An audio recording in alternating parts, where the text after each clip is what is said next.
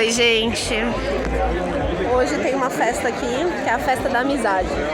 E tem gente de todos os países que são amigos de Cuba. Então eu vou mostrar pra vocês mais ou menos como que é cada um deles. Então, esse primeiro aqui é o da Rússia.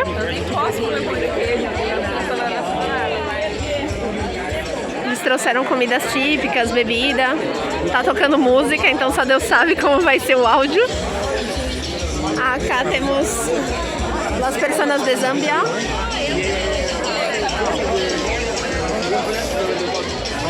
Também trouxeram comidas pra gente.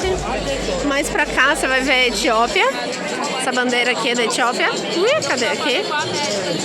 E aqui tem café e tem incenso aqui também, ó. A moça tá preparando. Já me vou.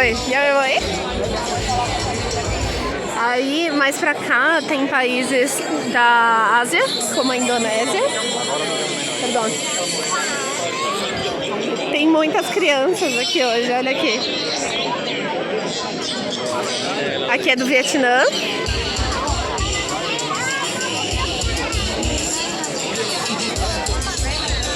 Da República da Indonésia. Aqui já estão compartilhando comida. Deixa eu ver. Eu não sei de onde eles são. Ah, eles são de Mianmar. Vamos lá. Aí, aqui vai ter alguns shows de música, a gente vai assistir e depois vai comer.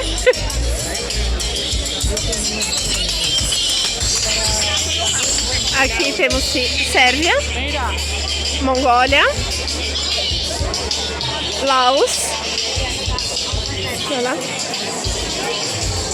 Aqui temos Palestina. Olha que linda.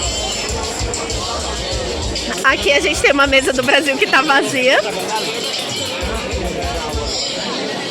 Aqui tem da Venezuela. E mais pra lá, deixa eu ver qual é esse último país. Eu não sei que país é esse. Eles estão só bebendo, né? Olá. E aí termina com o do Irã, que tá vazio. E o de Cuba, que tá aqui na ponta, que também tá vazio por enquanto. Mas essa é a nossa festa.